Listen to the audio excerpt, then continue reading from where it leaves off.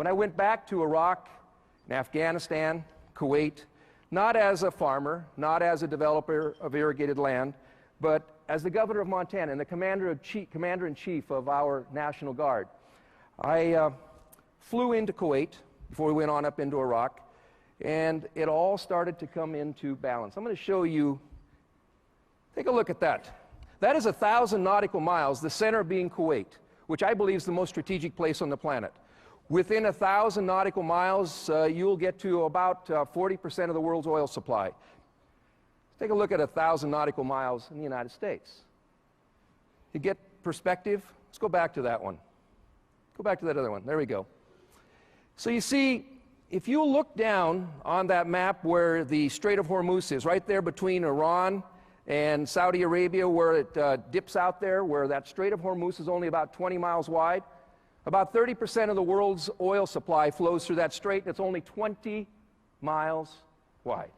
Now, while I was in Saudi Arabia in the 80s, I actually went over there and peered over into the Iranian side, and you could see embedded in the mountains, already 25 years ago, big guns. How many of you see the Guns and Navarone? You ever see that movie?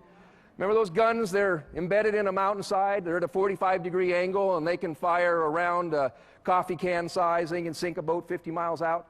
Well, they've got those same kind of guns embedded in the mountainside there in Iran, but they're not at a 45-degree angle. They're pointed almost straight down, right to the center of the Strait of Hormuz.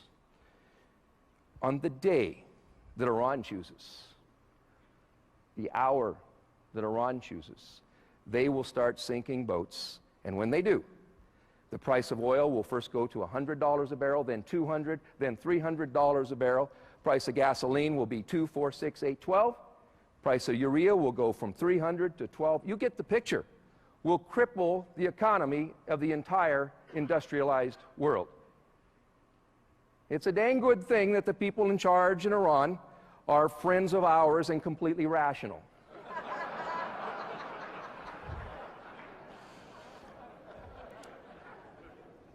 Kuwait.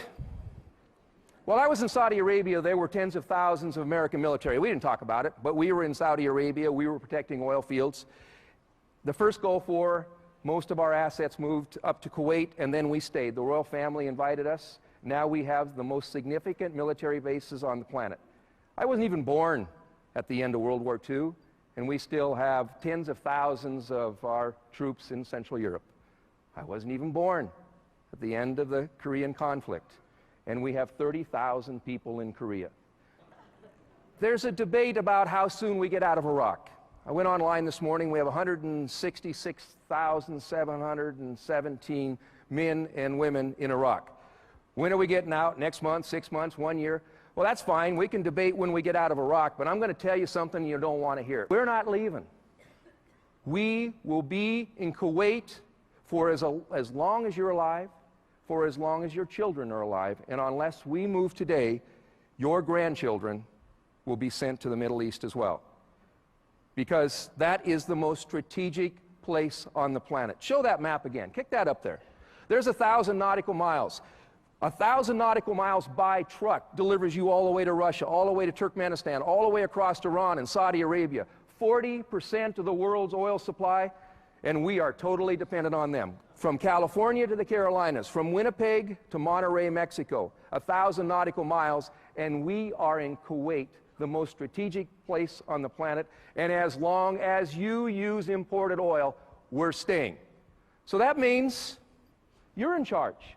You get to decide whether your grandkids go off to college and while they're waiting in line to sign up for chemistry or biology or philosophy, they're visiting with folks in line, and they say, well, will your number be called up? Are you going? Because you see, we're totally dependent on their oil. We consume 6.5 billion barrels of oil in this country every year. We produce about 2.5 billion barrels of oil in this country, and it means we import 4 billion barrels, and most of it from dictators who don't share our values. Last year, the year before, and the year before that, those 4 billion barrels times $60 a barrel meant $240 billion a year for 3 consecutive years, left our economy and went to dictators who are giving a portion of that money to terrorists who would like to destroy their way of life. That's a dang poor way to run a business, and it's no way to run a country. We need energy self-reliance. I'm going to keep it simple for you. I'm going to keep it simple. Hold up 4 fingers. That represents the 4 billion barrels that we import. President Bush has said that we can decrease our consumption by 1 billion barrels within the next 10 years. He's right. We've done it before. Between 1975 and 1983, we decreased our consumption by 1 billion barrels. Now we have a 3 billion barrel problem. We can produce 1 billion barrels of biofuels. It's not going to be easy. I'm an agronomist, you heard that. So I've done a little math on the back of an envelope. And if every acre that is dedicated to production of wheat, corn, and soybeans in this country, every single one of them dedicated to production of those crops that's exported, if we converted all of those acres to production of biofuels, we get to 1 billion barrels. Now understand, folks, we won't be exporting that food anymore. Third world's going to have to buy their food someplace else, and the price of food is going to ratchet up 50% in this country. Do we have the resolve? Well, that still leaves us 2 billion barrels short, right? Conservation, one. Second one was biofuels. Now, I'm a big supporter of biofuels, ethanol, and in particular biodiesel. We can do this, folks, and it's important that we do it. But we're still 2 billion barrels short. And that's why I've brought to you a solution. You're not going to like this one either. It's a 4-letter word. It's coal. We have a lot of coal in this country. We have more coal than any other country on the planet. And this coal is the energy of the past. This coal is the energy of the past. And I'm telling you, coming from Montana, where we have 32% of all the coal in America, 8% of the coal on the planet. But we can convert coal to liquid fuels like this one for $1.20 a gallon. This is diesel produced with coal. We have 400 billion ton of coal in this country in 27 states.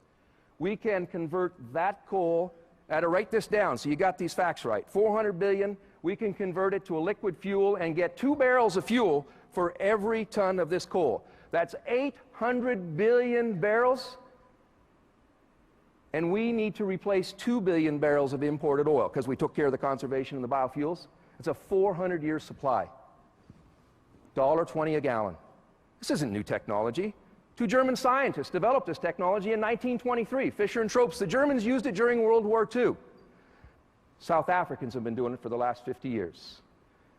But unless we use coal smarter, all that coal will stay in the ground because coal produces about 3 tons of carbon dioxide for every ton that is burned to produce electricity.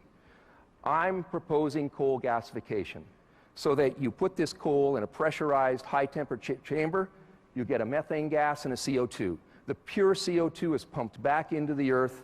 It's called carbon sequestration. We have enough geologic formations in this country to sequester every single ton that we're emitting into the atmosphere. Every single ton. It does mean we have to move. And here's what I'm proposing. I've proposed it to Congress. Let's put a floor price of $40 a barrel for all domestically produced fuels, whether you drill it in Montana, or drill it in North Dakota, or drill it in Louisiana, or whether you grow it in Missouri, grow it in Indiana, or grow it in California, and producing coal to liquids. A $40 base price for all domestically produced fuels. You say, well, the price of oil will never drop that low, right? Say it's $60. It will. Believe me, I know the commodity business. It'll drop below $40 a barrel, and we have to give certainty to Wall Street that they'll invest in a project like this. Wall Street likes to shoot fish in a barrel. They like sure deals. They don't like the commodity business. That's why they got all the money. If we give them certainty at $40 a barrel, that means that we'll be able to produce these because we'll be able to get the financing. We need a carbon cap and trade system for the entire country. We can't balkanize. We can't have California and Oregon with one system, East Coast with another system, West Virginia with it. We need a single system so that the marketplace will trade carbon. And we need to invest $10 billion to study carbon sequestration, to identify the geologic structures across this country to store all of this carbon. We'll create hundreds of thousands of jobs during the next 20 years. We will be energy independent, and you won't have to send your grandchildren to another war someplace that has oil.